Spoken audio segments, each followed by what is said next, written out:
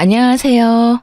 오래전 이혼의 아픔을 겪고 지금은 제 2의 인생을 살고 있는 여자입니다. 어차피 사는 인생 해보고 싶은 거 다 해보고 즐기면서 살자고들 하시죠? 참 좋은 말이지만 어떤 면에선 그것만큼 무서운 말이 또 없다는 걸 경험으로 알게 되었는데요. 자신의 처지는 생각지도 않고 해보고 싶은 일은 뭐든 다 하고 살던 인간들을 가족이라는 테두리 안에 둔 적이 있었어요. 그땐 정말 눈앞에 펼쳐진 모든 일이 너무나도 현실 같지 않아 몇 번이고 확인하고 또 확인했던 기억이 아직도 생생하네요. 그 염치도 없고 생각도 없는 인간들 중 남편만큼은 그래도 처음부터 그런 한심한 인간이었던 건 아니었어요. 아니, 처음에는 본 모습을 꺼내 보이지 않았다는 것이 더 정확하겠네요. 남편은 형편이 넉넉하지 않은 집안의 장남이었는데 그래서 그런지 검소함이 몸에 배인 사람이었어요. 남편과는 달리 남동생과 여동생은 사치가 심한 편이었죠. 서방님은 결혼을 할 때 모은 돈이 별로 없어 그렇지 않아도 없는 시댁살림에 기둥뿐 아니라 뿌리까지 뽑아 장가를 갔고 하나 남은 시누이는 번 돈은 모조리 사치하는 데 써버려 적금이란 먼 나라 이야기였고요. 아가씨, 이 가방 진짜 비싼 가방 아니에요? 이건 또 언제 산 거예요? 이번에 미용실 그만두면서 퇴직금 조금 받았죠. 퇴직금 나오는 기간까지 버티느라 얼마나 힘들었는데요. 마지막 월급이랑 퇴직금 모자라는 건 카드 긁었어요.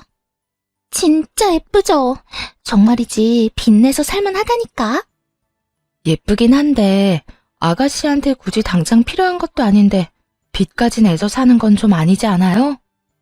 아가씨도 얼른 돈 모아서 시집갈 준비해야죠. 비혼주의도 아니고 시집은 가고 싶다면서요. 아니, 시집 가기 전에 미용실 열고 싶다고 했던 건요?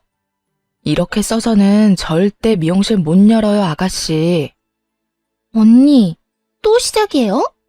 그냥 예쁘다, 부럽다 하면서 장단 좀 맞춰주면 어디가 덧나는 것도 아니고 왜 매번 그딴 말로 좋은 기분 다 망쳐놔요? 그딴 말이 아니라 다 아가씨 생각해서 하는 말이라고요. 정말 돈 필요할 때 돈 없어서 후회하지 말고 지금부터라도 사치 좀 그만하라고요. 아, 싫어요. 그리고 전 사치라고 생각하지도 않거든요. 다 필요해서 사는 거고 사고 나면 스트레스도 풀린다고요. 그러니까 언니도 더는 나한테 잔소리 좀 하지 마세요.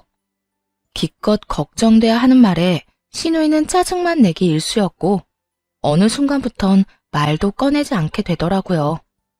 지금 생각하면 남편 역시 똑같은 인간이구나 싶지만 아무것도 몰랐던 그땐 내 남편은 저렇지 않아서 정말 다행이라는 생각을 참 많이 했던 것 같아요. 그 정도로 남편에 대한 믿음과 결혼 생활의 만족도가 높은 편이었고 남은 날들도 변함없이 그럴 것이라 믿어 의심치 않았죠. 하지만 시간이 흐르면 흐를수록 남편의 본 모습이 나오기 시작했네요. 점점 말을 함부로 하고 돈을 펑펑 쓴다 싶더니 할아버지가 돌아가시던 해에는 슬슬 본색을 드러내더군요. 사건의 시작은 아들 부잣집의 막내딸인 저를 유난히도 예뻐해 주시던 할아버지가 돌아가실 때 남긴 유산을 받으면서였어요. 할아버지는 평생 모은 재산이 꽤 있으신 편이었는데 오빠 3명에겐 현금을 그리고 저에겐 땅을 남기셨다고 하시더라고요. 시골이긴 하지만 꽤 큰 평수의 땅 말이에요. 막상 땅을 받은 당사자인 저는 그저 슬픔에 젖어 그런가 보다 하는데 상관도 없는 남편이 화를 내기 시작했어요. 할아버님은 당신을 예뻐하신 게 맞긴 맞아? 당신은 옆에서 다 지켜봐 놓고서도 몰라? 그런데 그건 갑자기 왜 물어? 예뻐했다고 하기엔 물려주신 게 너무 이상하잖아. 형님들은 다 현금으로 주고 당신만 땅이란 게 말이나 돼?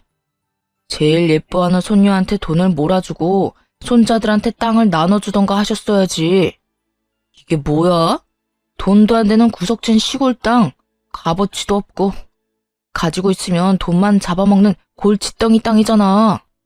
돌아가시는 그 순간까지 저를 생각하며 남긴 땅을 저딴 식으로 말하니 화가 나더라고요. 이 사건이 있기 전까진 점점 변해가는 남편의 모습을 보며 그럴 수도 있다. 사는 게 팍팍해서 그런 것이라고 이해하려 애썼는데 더는 이해하고 싶지도 않은 심정이었죠.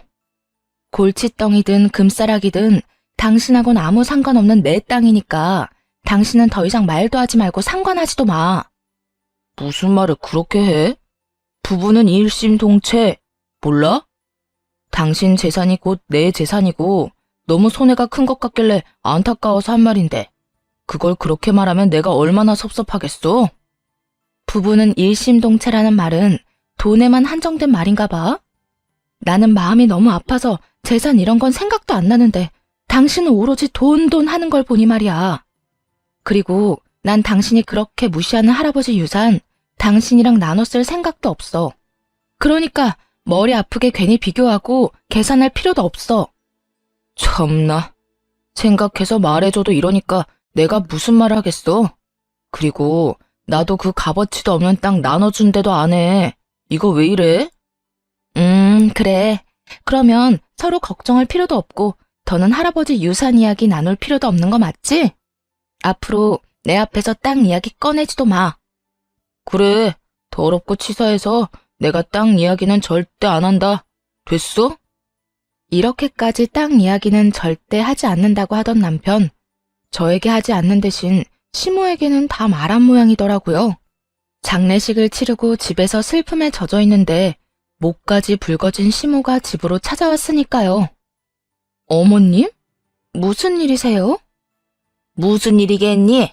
네 할아버지 진짜 곱게 돌아가신 건 맞아? 돌아가시기 직전에 치매 걸리신 거 아니니?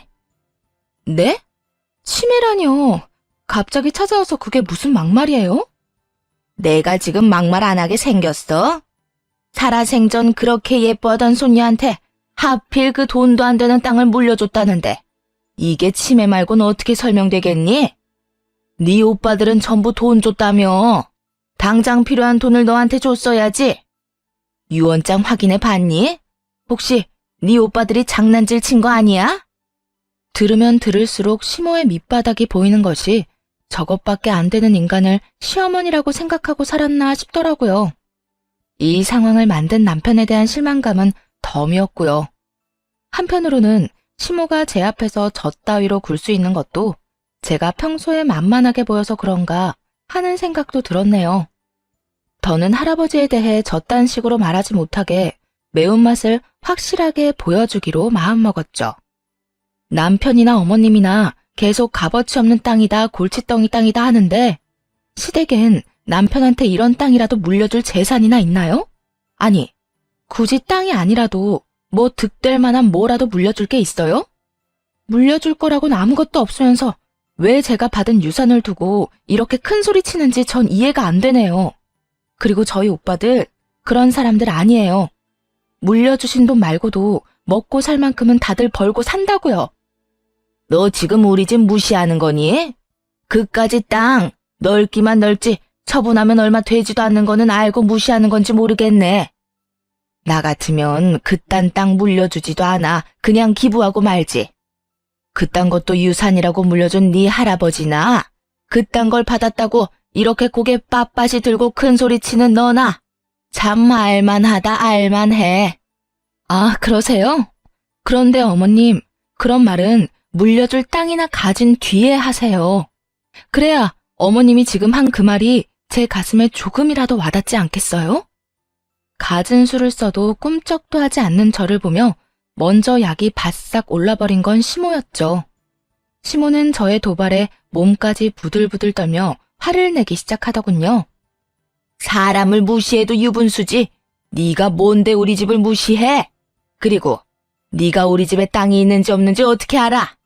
우리 집에도 네가 모르는 재산이 있어. 이거 왜 이래? 빚도 재산으로 친다면 제가 모르는 재산이 있긴 하겠죠. 그리고 먼저 무시하고 시비 건 건 제가 아니라 어머님이라고요. 그렇지 않아도 슬픈 사람 붙잡고 재산 이야기나 하질 않나. 돌아가신 분 욕 보이질 않나. 뭐 하시는 거예요? 입장 바꿔서 어머님 같으면 가만히 있을 수 있겠어요? 저요, 어머님이 이렇게 하지 않으셔도 기운 없어요. 그러니까 용건 남았어도 오늘은 그만하고 돌아가세요. 여기서 더 하면 저 진짜 선 넘을 것 같거든요? 그렇게 되면 제 입에서 영끈찮은 말밖에 나올 말이 없을 것 같은데 그런 상황은 저도 어머님도 원하지 않잖아요. 그러니까 지금 돌아가 주세요. 할 말이 많아 보이는 시모는 영끈찮은 말까진 듣고 싶진 않았는지 애꿎은 입만 잘근잘근 씹어대며 돌아가더라고요. 입산 아들만큼 입산 시모는 돌아가는 길에 저와 있었던 모든 일을 남편에게 말했고 남편과의 2차전이 또 시작되었죠. 진짜 해도 해도 너무한다. 어떻게 우리 엄마한테 그딴 식으로 말할 수가 있어? 물려줄 땅이라도 가지고 말하라고? 빚도 재산이면 재산이 있어? 당신 진짜 제정신이야? 우리 엄마 당신 시어머니야. 그냥 좀 아는 옆집 아줌마 아니라고. 당신 말 한 번 잘했네. 차라리 그냥 좀 아는 옆집 아줌마였다면 나도 그렇게까지 말하진 않았겠지. 어떻게 시어머니나 된다는 사람이 그렇지 않아도 힘든 며느리한테 할아버지가 돌아가시기 전에 치매 걸린 게 아니냐. 그딴 땅을 물려준 걸 보면 제정신 아닌 게 분명하다. 이딴 말을 해? 당신도 마찬가지야. 당신 그 이야기 꺼내지도 말랬더니 그 사이에 당신 엄마한테 가서 다 일러? 그딴 땅 필요 없다고 하더니 왜 그딴 말을 전해서 사람 힘들게 해? 내가 내 입으로 내가 말한다는데 그것도 허락받고 해야 하냐? 그리고 우리 엄마도 오죽했으면 그렇게 달려와서 그런 말까지 했겠어. 글쎄 난 괜찮다니까? 난 아무 상관없다는 말을 몇 번이나 해야 알아들을 거야. 진짜 마지막이야. 더는 당신 입에서나 어머님 입에서나 아니 당신 가족 그 어느 누구도 땅 이야기 꺼내는 일 없게끔 해. 다시 그 이야기 꺼내면 나 진짜 가만히 안 있을 거야. 좋은 말로 경고할 때 말귀를 알아들었다면 이런 식으로 말할 일도 없었을 텐데 말이죠. 남편은 결국 제 입에서 저런 말까지 나오게 만들더군요. 그렇게 서로에게 상처만 남긴 채 싸움은 끝이 나고 한동안 남편과는 서먹한 시간을 보내게 되었습니다. 답답하지 않았다면 거짓말이었죠. 그때까지만 해도 그저 실망감이 있었을 뿐 남편을 사랑하는 마음은 남아있는 상태였으니까요. 서먹한 시간이 지나고 조금씩 서운했던 마음도 풀리고 슬슬 평소의 모습으로 돌아와 일상을 되찾을 때쯤이었어요. 그저 화해하려고 잘해준다고 하기엔 조금 과할 만큼 남편이 잘해주기 시작하더군요. 여보, 오늘 저녁은 내가 할게. 설거지도. 어? 설거지까지? 당신 설거지하는 거 싫어하잖아. 그냥 오늘따라 당신 손에 물 한 방울 묻히게 하고 싶지 않네. 자꾸 캐묻지 말고 얼른 가서 씻고 와. 나오면 한상 거하게 차려져 있을 거니까 기대하고 말이야. 갑작스럽게 변해버린 건 남편뿐만이 아니었어요. 시모와 시누이까지 합세해 과한 친절을 베풀기 시작하더라고요. 시댁에 갔다 하면 절 부려먹기 바쁜 시모와 노려본다고 바쁜 시누이였는데 그때는 그저 절 못 쉬게 해 안달이 난 사람들처럼 굴었죠. 언니, 지금 뭐해요? 밥하려고요? 언니가 왜 밥을 해요? 그러면 제가 밥을 하지 누가 해요? 새삼스럽게 왜 이래요, 아가씨. 매번 제가 오면 제가 밥했잖아요. 매번 그랬어도 이제부턴 하지 마요. 언니가 무슨 밥하려고 시집 온 것도 아니고. 엄마, 오늘은 그냥 배달시켜 먹자. 매일 먹는 집밥, 언니 힘들게 오늘까지 집밥 먹을 필요 없잖아. 그래, 그러자꾸나. 아가, 좀 쉬어. 일하고 살림한다고 힘들 텐데 아예 안방에 가서 좀 누워 있을래? 음식 오면 부르마. 네? 아니에요. 그냥 소파에 앉아 있을게요. 그럴래? 그러면 소파에 앉아서 텔레비전이나 좀 보고 있거라. 주방엔 할 일 없으니 얼씬도 하지 말고. 온 식구가 수상하게 행동하던 이 시기에 맞물려 시누이가 미용실 상가를 계약했다는 소식이 들려왔고 그래서 도움이라도 구하려고 친절을 베푸는가 보다 했네요. 그런데 이런 예상과는 달리 남편과 시댁에서는 그 어떤 부탁도 해오지 않더라고요. 굉장히 의아한 상황이었죠. 과도한 친절은 둘째치고 시누이가 얻은 상가는 저렴한 동네도 아닌 번화가 중에서도 비싼 상가였거든요. 아무리 생각해도 돈 나올 구멍이 없는 시댁에서는 해줄 만한 능력이 되지 않는 상황이었죠. 아무래도 이상했던 전 시누이에게 연락을 해 떠보기로 했어요. 마침 오픈도 앞두고 있다고 하니 필요한 것 없냐고 물으며 자연스럽게 떠보기 좋은 기회라고 생각했습니다. 아가씨, 축하해요. 다음 주 오픈 맞죠? 뭐 필요한 거 있어요? 필요한 거요? 아직은 딱히 없는데. 생각해보고 생기면 말할게요. 네, 그렇게 해요. 그나저나 단골 손님이 빨리 생겨야 오빠도 걱정 떨칠 텐데. 오빠가 말을 안 해서 그렇지 아가씨 걱정 많이 해요. 큰돈 들여 마련해준 미용실인데 잘 돼야 우리 막내 동생 기편다고요. 아가씨가 그렇게 고마워하고 미안해했다면서요? 오빠가 더 많이 해주고 싶었는데 못해줘서 미안해하는 것 같더라고요. 어느 정도 남편의 도움이 들어갔을 거라 확신했고 슬며시 미끼를 던졌어요. 거의 반신반의한 상태였는데 괜히 찔린 시누이는 굳이 묻지도 않은 사실까지 술술 털어놓기 시작하더군요. 아, 오빠가 벌써 다 말했어요? 나한텐 그렇게 비밀로 하라더니 역시 부부 사이엔 비밀이 없나 봐요. 비밀이 어디 있어요. 한 집에서 한 입을 덮고 사는데. 며칠 전에 다 말하더라고요. 저도 잘했다고 했고요. 그렇구나. 하긴 그렇게 큰 돈을 썼는데 언제까지 언니한텐 비밀로 할 수 없겠죠. 이제 와서 하는 말인데 여기 상가 너무 비싸서 고민했는데 오빠가 떡하니 마련해준 거 있죠? 대출까지 받은 것도 알고 있죠. 정말 우리 오빠지만 너무 멋있다니까요. 거기에다 기계들도 다 새 기계로 사주고 저 진짜 열심히 해보려고요. 그래요. 이왕 하는 거 돈 아깝지 않게 열심히 해요. 최대한 태연한 척했지만 기가 막히고 황당해 목소리마저 떨려오더군요. 상가 보증금과 기계값이 한두 푼이 아닐 텐데 그 큰 돈을 저와 상의 한마디도 없이 심지어 대출까지 받아서 해줬다는 것이 정말 사실인가 싶기도 했어요. 혼자 속을 썩여봤자 해결될 일이 아니었기에 그날 저녁 곧장 남편에게 어떻게 된 일인지 캐물었죠. 여보, 아가씨 미용실 당신이 해준 거라며? 안에 들어가는 기계도 다 해준 것까지 다 알고 있으니까 거짓말할 생각하지 마. 그걸 어떻게 알았어? 지금 그게 중요해? 도대체 무슨 생각으로 그런 짓을 한 거냐고. 대충 계산해도 한두 푼이 아닌데 그것도 대출까지 받아서. 그 이자를 어떻게 감당하려고 그런 거야? 정말 화가 난 상태였고 남편도 큰일이 났다 싶었는지 무릎을 꿇고 눈물까지 흘리며 상황을 설명하기 시작했어요. 우선 당신한테 아무 말도 안 하고 혜수한테 그렇게 큰 돈 쓴 거 정말 미안하게 생각해. 그런데 당신도 잘 알잖아. 혜수, 자기 밥벌이도 못하고 정신 못 차리고 살았던 거.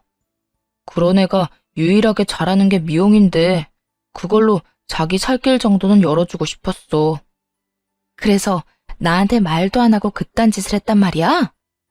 미안해. 그런데 당신이 생각하는 것만큼 큰 돈 쓰지 않았어. 보증금이 적은 대신 월세가 비싸서 목돈 들어간 것도 아니고 기계도 생각보다 많이 사지도 않았어. 대출 받은 것도 내가 3개월만 갚으면 나머지는 혜수가 책임지고 갚는다고 각서도 썼고 말이야. 각서 보여줄게. 남편은 시누이와 쓴 각서까지 보이며 용서를 구해왔고 각서를 살펴보니 남편의 말이 거짓말 같진 않더라고요. 금액과 함께 3개월 이후엔 시누이가 대출금 변제를 책임지겠다는 내용이 있기도 했고요. 일단 알겠고 앞으로 어떻게 될지 지켜볼 거야. 그리고 당신도 이 자리에서 나한테 약속해줘. 무슨 일이 있어도 나한테 손 벌리거나 피해주지 않겠다고 말이야. 물론이지. 이 문제는 내가 다 알아서 해결할 테니까 당신은 신경 쓸 필요도 없어. 맹세할 수 있어. 여보, 고마워. 진짜 고마워. 화는 났지만 남편의 행동이 이해되지 않는 건 아니었어요. 저였더라도 동생을 도와주고 싶었을 테니까요. 거기에다 조금의 실력만 있다면 망할 수 없는 자리였던 터라 약속대로 3개월 후부턴 신우이가 그 대출금을 갚을 수 있을 거라 믿기도 했었고요. 그런데 이런 예상에 한 가지 변수가 생겨났습니다. 그건 없어도 너무 없는 신우이의 실력이었어요. 얼마나 실력이 없으면 개업 효과도 통하지 않더라고요. 처음 다녀간 손님이 엄청난 악플을 달았고 뒤이어 온 손님들의 반응도 별반 다르지 않았죠. 손님들의 반응이 그러면 잘못된 점을 고칠 생각해야 정상인데 아가씨는 그저 손님 탓, 장비 탓만 하고 있는 모양이었어요. 아가씨 미용실 검색해봤더니 반응이 너무 안 좋던데. 당신 알고 있어? 그렇지 않아도 혜수 전화와서 우는 소리 하더라. 예민한 손님이 왔었는데 그날따라 기계도 말을 안 들어서 고생 좀 했다고 하더라고. 그래? 그런데 찾아보니까 불만 가지는 사람이 한두 사람이 아니던데 아가씨 좀 더 배워야 하는 거 아니야? 아니면 다른 방법을 좀 연구하던지 말이야. 혜수 말로는 손님들이 유난히 예민하다고 하니까 좀 더 기다려보자. 언젠가는 정상적인 손님이 오겠지. 제가 보기엔 상황이 꽤 심각해 보였는데 남편과 신우이는 대수롭지 않게 생각하는 듯 하더라고요. 그 안일한 생각 덕에 미용실엔 노랫소리만 가득했고 대박날 거란 기대로 가득했던 미용실은 어느새 월세만 잡아먹는 상가가 되어버리고 있었습니다. 돈을 잡아먹는 건 월세뿐만이 아니었어요. 어쩌다 온 손님의 머리카락을 다 태워먹어 합의금까지 물려주게 생겼다고 하더라고요. 남편의 말을 들어보면 그나마 실력은 있다고 들었는데 도대체 그 실력으로 어떻게 미용실 열 생각을 다 했나 싶을 정도로 최악인 실력이었죠. 월세 낼 돈도 없는 시누이인데 합의금을 어떻게 마련하려나 했더니 역시나 남편이 해줬더라고요. 어려운 동생을 도울 수는 있다고 생각해요. 하지만 제가 화가 난 포인트는 선 도움, 후 통보로 일관하는 남편의 행동이었죠. 정확히는 통보도 아니었어요. 생활비 통장에서 갑자기 큰돈이 빠졌길래 닥달하니 그제야 말을 하더라고요. 여보, 이 돈 어디에 썼어? 현금으로 빼갔는데 뭘 산 거야? 아니, 그게 혜수 합의금 해줬어. 당신 얼마 전에 나한테 무릎까지 꿇고 빈 거 기억 안 나? 그때 나한테 뭐라고 그랬어? 다신 이런 일 없을 거라며. 그렇게 큰 금액도 아니고 워낙 급한 상황이라 나도 어쩔 수가 없었어. 아무리 급해도 말을 했어야지, 말을. 당신이 계속 이런 식이면 내가 당신을 어떻게 믿어? 이제 시댁에 무슨 일 생길 때마다 당신이 다 해결해줬다고 생각하고 내가 당신 추궁하고 그렇게 피곤하게 굴어도 당신은 상관없는 거야? 그건 아닌데 나도 정말 급했다고. 당신 말대로 불과 얼마 전에 그런 일이 있었는데 내가 오죽 급했으면 당신한테 말도 못하고 돈부터 해줬겠어. 언제 들켜도 이상하지 않은 생활비 통장에서 돈 빼내면서? 그냥 좀 이해해주면 안 돼? 혜수도 나도 당신한테 말을 제대로 못해서 그렇지 요즘 힘들어. 장사는 마음처럼 잘 되지도 않지. 그런 와중에 손님한테 합의금도 해줘야 하지. 월세는 달마다 나가지 미칠 지경이라고. 남편은 도리어 큰 소리를 치며 하소연을 하기 시작했어요. 눈물까지 흘리며 용서를 구할 땐 불쌍하기라도 했지. 그땐 정말 한 대 올려붙이고 싶더라고요. 이런 심정을 대변하듯 제 목소리 역시 남편 못지않게 높아지고 있었죠. 그게 내 탓이야? 그게 내가 잘못한 일이냐고. 왜 내가 버리지도 않은 일 때문에 매번 이렇게 스트레스를 받아야 하냐고. 그리고 당신은 도대체 뭘 믿고 돈을 그렇게 쓰는 거야? 돈이 막 흘러 넘쳐? 아무리 아가씨 일 때문이라도 이건 해도 해도 너무하잖아. 그만 좀 해라, 그만 좀. 입장 바꿔서 당신 동생이 혜수 입장이면 당신은 가만히 있을 수 있어? 아니잖아. 당신도 도와줬을 거잖아. 나도 그런 생각이 들어서 아가씨 미용실 해줬다고 했을 때 그냥 넘어간 거였어. 그런데 지금은 상황이 다르잖아. 그땐 희망이라도 있었지. 지금 아가씨 미용실에 무슨 희망이 있어? 하루라도 빨리 문 닫고 정리하는 게 득인 상황에 머리 감기는 알바까지 쓰고 그게 뭐 하는 짓이냐고. 그래, 당신 잘났다 잘났어. 셈이 빨라서 참 좋겠다. 그렇게 잘난 당신은 그냥 신경 쓰지 마. 앞으로 나도 생활비에는 손도 안 대고 내가 알아서 다 해결할 테니까. 더는 하고 싶은 말도 없었어요. 아니, 아예 말 자체를 섞고 싶지 않은 심정이었죠. 싸움만 시작했다 하면 저딴 식으로 상관 말라 하니 하고 싶은 말도 쏙 들어가지 않겠어요? 그저 남편을 노려보았고 남편은 방으로 들어가 버리더군요. 그리고 이틀 뒤 남편 놈이 갑자기 무릎을 꿇고 빌기 시작하더라고요. 여보, 그땐 내가 너무 미안했어. 나도 여러 가지 일로 스트레스 쌓인 상황에서 당신이 그렇게 몰아세우니까 순간적으로 이성을 잃었었나 봐. 내 속마음은 그게 아닌데 자꾸만 마음과는 전혀 다른 말이 나와서 나도 그만해야지 했는데 멈춰지지 않았어. 내가 진짜 미쳤었나 봐. 다신 그러지 않을게. 이틀이 지난 뒤라 흥분도 많이 가라앉은 뒤였고 바로 자존심도 다 버리고 숙이고 들어오는 남편을 보니 이번엔 정말 반성했겠지 싶기도 했어요. 정말 반성한 거 맞긴 해? 또 말로만 미안하다, 다신 그러지 않겠다 해놓고 나 몰래 또 사고 치는 건 아니냐고. 아니야, 절대 안 그래. 이제 혜수도 절대 사고 안 친다고 나한테 약속도 했고 손님 머리하면서 딴 생각 절대 안 한다고 했어. 거기에다 손님 없을 때 영상 찾아보면서 공부도 하더라니까. 이제 정말 그런 일 없어. 만약 그런 일 생겨도 스스로 해결하라고 딱 못 박았어. 내가 정말 미안해. 다른 건 몰라도 저지른 잘못에 대한 인정은 빠르다고 생각하며 마지막이란 마음으로 남편을 용서하고 넘어갔습니다. 그런데 이러한 남편의 모든 행동엔 다른 의도가 있었더라고요. 추악한 진실에 한 발짝 가까이 다가가게 된 건 우연히 보게 된 남편의 카톡에서부터였어요.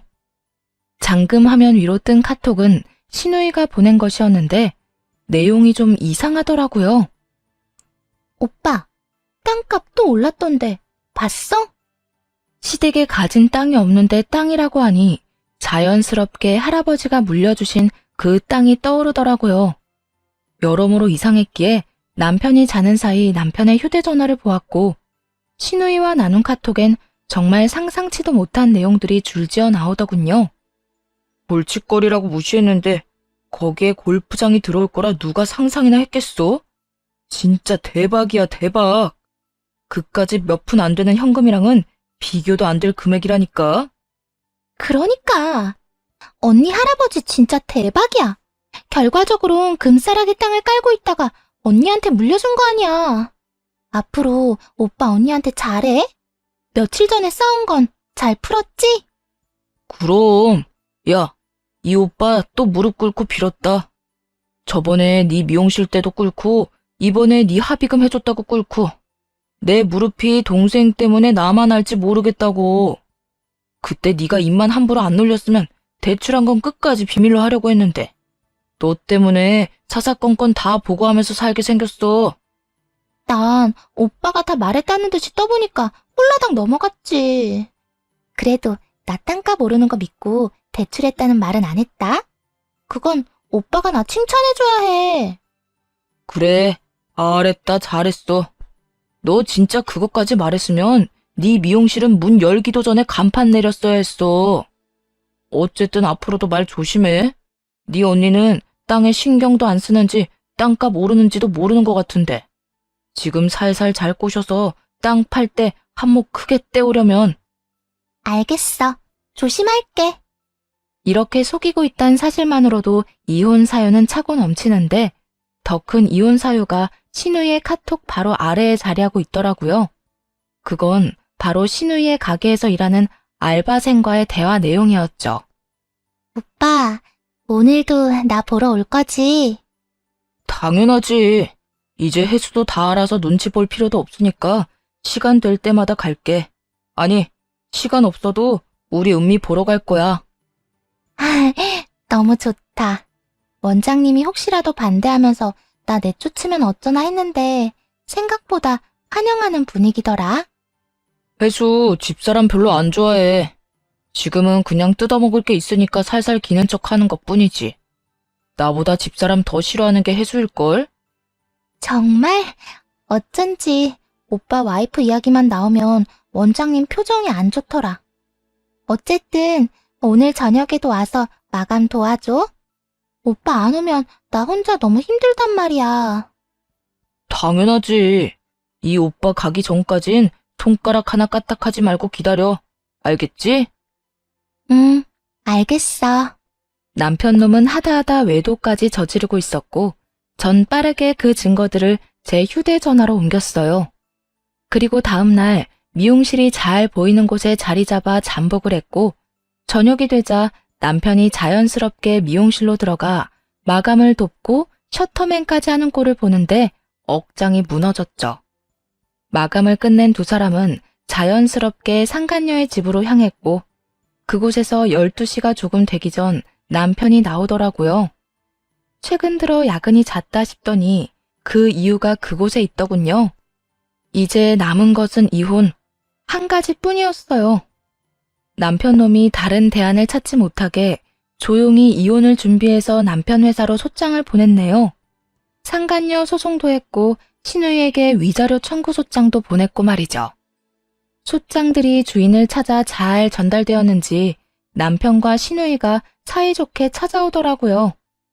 그리고 눈물 없이 들을 수 없는 사연을 늘어놓으며 빌기 시작했습니다. 여보, 이혼 소장 왔던데 갑자기 이혼은 무슨 이혼이야? 갑자기 무슨 이혼은? 너 바람 피우고 있잖아. 거기에다 우리 할아버지 땅 팔아서 크게 한몫 챙길 계획도 세웠고 소장에 다 적혀 있는데 안 읽어봤어? 읽어봤어. 읽어봤는데 아무래도 당신이 너무 큰 오해를 하는 것 같아서. 우선 외도 아니야. 난 그냥 혜수가 열심히 하길래 좀 도와주려고 가게 마감 좀 도와준 것뿐이야. 그러면서 알바생이랑 또 친해졌고. 그리고 땅은 가격이 올랐다길래 좀 알아본 것뿐이야. 내가 먼저 알아보고 당신한테 제대로 알려주려고 그랬던 거라고. 당신은 내가 확실한 증거도 없이 이혼하자고 생각하나 본데 나 당신이 어떤 생각으로 어떤 짓을 하고 다녔는지 증거 다 가지고 있어. 그러니까 허튼 수작 그만 부리고 이혼할 준비나 해. 증거 이야기가 나오자 남편은 무조건 잡아떼기 작전에서 무조건 빌기 작전으로 바꾸기 시작했어요. 여보, 나 한 번만 살려줘. 나 지금 당신이랑 이혼하면 정말 큰일 나. 내가 그 여자랑도 정리하고 앞으로 반성하는 의미로 당신 말 잘 들으면서 살게. 그러니까 나랑 이혼은 하지 말아줘. 지금 당신이랑 이혼하면 내 대출금이랑 카드 빚은 어떻게 해? 언니, 우리 오빠랑 이혼하면 정말 큰일 나요. 그러지 말고 마음 좀 돌려주세요. 위자료 청구한 것도 없던 일로 좀 해주고요. 그렇지 않아도 오빠하고 나 대출금 갚는다고 힘든데 이 돈을 어디서 구해요? 그래 여보. 사람 하나, 아니 둘 살리는 셈 치고 마음 좀 돌리자. 응? 우리가 앞으로 진짜 잘할게. 누가 남매 아니랄까봐 똑같은 표정을 하곤 비는데 정말 꼴도 보기 싫더라고요. 일단 무릎 꿇고 빌면 다 된다고 생각하는 그 착각도 어이없었고요. 두 사람은 무릎만 꿇으면 다 해결된다고 생각하는데 어디 무릎이 닳을 때까지 꿇고 빌어봐. 내가 용서해주나. 이제 우리한테 남은 건 이혼이랑 소송뿐이야. 그러니까 구질구질하게 굴지 말고 돈이나 구해서 이혼 준비해. 네 그 소중한 은미한테도 위자료 잘 준비하라고 전해주고. 두 사람은 절규까지 하며 마지막까지 제 바짓가랑이를 붙잡고 빌었지만 저는 들은 척도 하지 않았고 빌다 지친 두 사람은 돌아가더군요. 이제 그 추잡한 꼴은 보지 않아도 된다 싶었는데 이번엔 상간녀가 찾아왔어요. 용건은 별반 다르지 않더군요. 어디서 많이 본 모양새로 빌기 시작했으니까요. 언니, 아니, 사모님, 제가 잘못했어요. 유부남이랑 그런 짓을 하면 안 되는 거였는데 원장님 오빠이기도 하고 이것저것 도와주면서 다가오니까 저로서는 어쩔 도리가 없었어요. 그래서 뭐 어쩌라는 건데. 앞으로 행복해라. 응원이라도 해주길 바래? 아니요, 절대 아니에요. 사모님 남편이랑은 헤어졌고, 다신 안 만날 거예요. 그러니까, 소송 좀 없던 일로 해주면 안 될까요? 저 돈 없어요. 하루 벌어 하루 사는 알바생이 그런 돈이 어디 있겠어요. 내가 그런 사정까지 들어줘야 해? 난 절대 그럴 생각 없거든. 그러게. 유부남을 누가 만나래? 넌 그 잠깐 쉽게 살려고 네 인생 말아먹은 거 두고두고 후회하면서 살아. 알겠어? 사모님, 그러지 말고 저 좀 불쌍하게 여기시고 한 번만 봐주세요. 사모님 남편 절대 다시는 안 만날게요. 그건 너 알아서 하고 이 집에서 이제 좀 나가주라. 내가 너 따위를 상대할 시간이 없어. 이혼도 해야 하고 위자료도 받아내야 해서 여러모로 바쁘거든. 싫어요. 전 절대 이렇게 그냥 못 돌아가요. 이렇게 된 거 더 잘못될 것도 없고 죽이든 살리든 마음대로 하세요. 끼리끼리 논다고 상간녀도 남편과 다를 것 없는 인간이더라고요. 상간녀는 바닥에 누워버린 채로 떼를 쓰고 있었고 말로에선 돌아가지 않을 상황임이 분명했죠. 그래서 찬물 한 바가지를 퍼와 상간녀의 얼굴에 뿌렸네요. 이게 뭐 하는 짓이에요? 이제 정신이 좀 드니? 다음에 또 찾아오잖아. 그땐 찬물로 안 끝나. 알겠어? 상간녀를 질질 끌어다 내쫓아버렸고 본격적인 이혼을 진행했어요. 소송이 진행되는 와중에도 남편은 포기하지 않고 끈질기게 굴더라고요. 제가 말이 통하지 않는다고 생각했는지 남편은 겁도 없이 새 오빠를 차례대로 찾아가 도와달라며 빌었다고 하더군요. 소용없는 짓이었죠. 첫째 오빠를 찾아갔을 땐 아기 기저귀로 맞았고 둘째 오빠에겐 문전박대, 셋째 오빠에겐 멱살까지 잡혀 쫓겨났다고 하더군요. 새 오빠에게 차례대로 꼴사나운 짓거리를 당한 남편은 드디어 포기했는지 다른 방법으로 저를 괴롭히기 시작했어요. 그건 바로 재산 분할이었죠. 저 여자 돈 진짜 많다고요. 아마 모르긴 몰라도 숨겨놓은 재산 장난 아닐걸요? 할아버지 땅도 그래요. 저하고 결혼 생활 중에 받은 유산인데 당연히 제 몫도 있는 거 아니에요?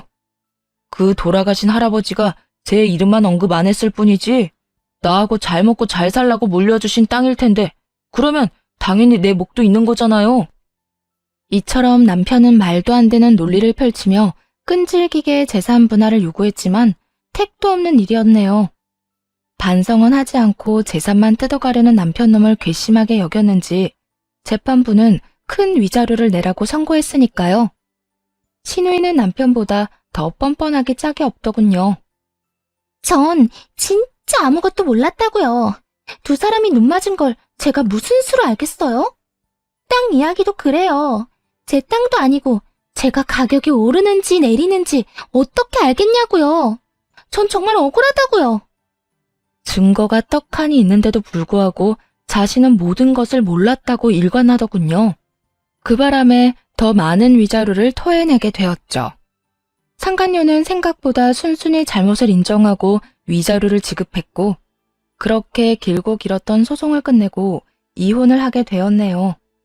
저와 이혼을 하고 난 후 전 남편은 혼자선 도저히 살기 싫었는지 상간녀를 붙들고 늘어졌다 하더군요. 하지만 상황 파악이 빠른 상간녀는 그런 전 남편을 매몰차게 뿌리치고 도망쳐버렸다고 전해 들었어요. 어찌나 통쾌했는지 배를 잡고 한참이나 웃었어요. 통쾌한 결말은 그것이 끝이 아니었죠.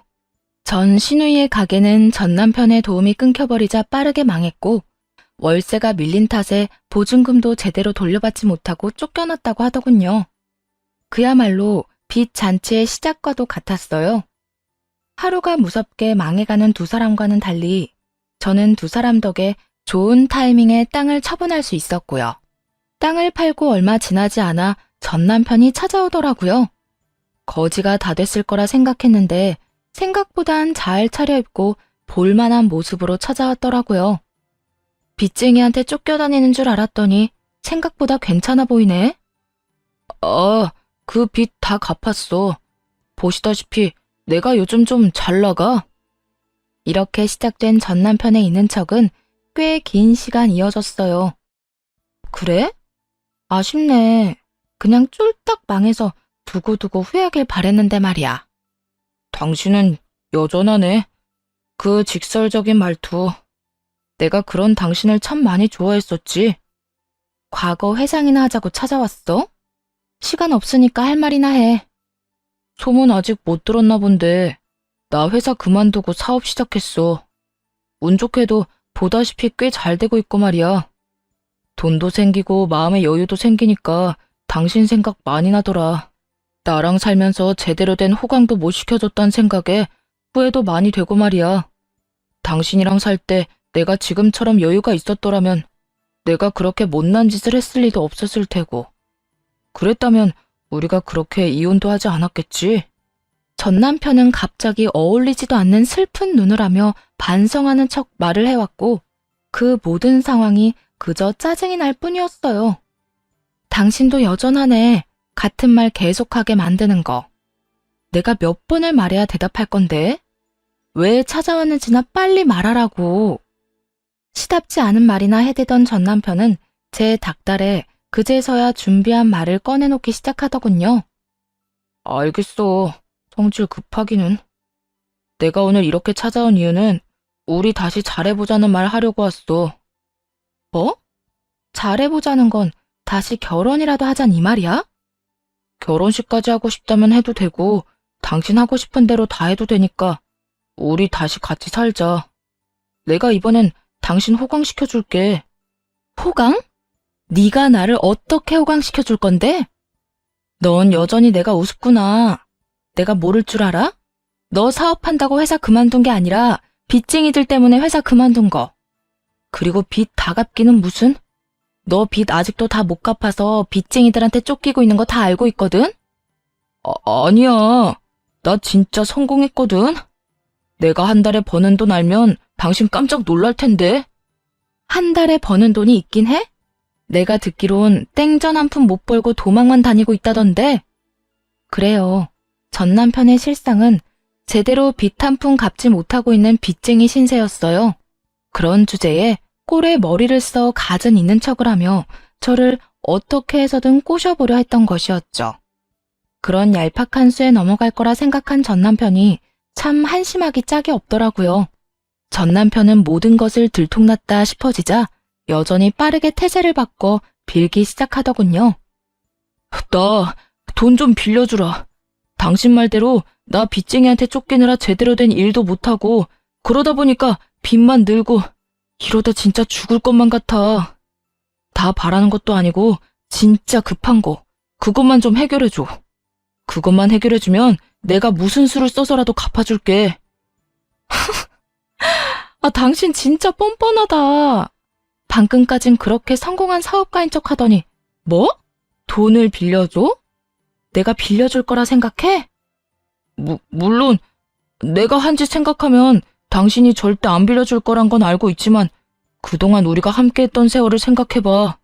우리 행복했잖아. 우리 마음만큼은 진심이었잖아.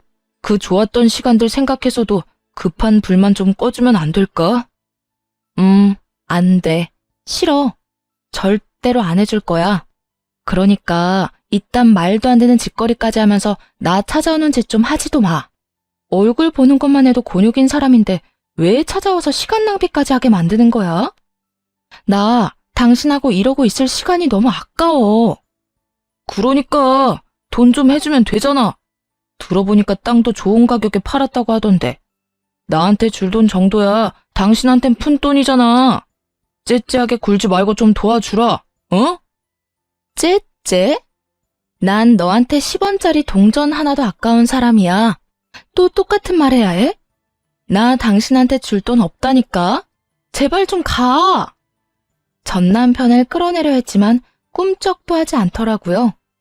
그러자 지겹지도 않은지 또 그 가벼운 무릎을 꿇고 빌기 시작했고 똑같이 흘러가는 상황에 하품이 다 나올 지경이었죠. 뒤이어 벌어질 일이야 불보듯 뻔한 일이었고 그냥 전 남편이 가장 무서워하는 셋째 오빠를 불렀네요. 집으로 온 오빠는 바닥에 껌처럼 붙어있는 전 남편에게 득달같이 화를 내기 시작했습니다. 너 이 자식, 여기가 어디라고 찾아와서 내 동생 귀찮게 해? 내가 너 내 동생 앞에 다시는 나타나지도 말라 했지? 길거리에서 마주치더라도 피해 다니란 내 말 못 들었어? 형님, 저 그렇게 미워하지만 말고 불쌍하게 좀 봐주세요. 저 진짜 오갈 데도 없고 불쌍한 처지라고요. 뭐? 불쌍? 진짜 불쌍한 처지가 어떤 건지 한번 보여줘?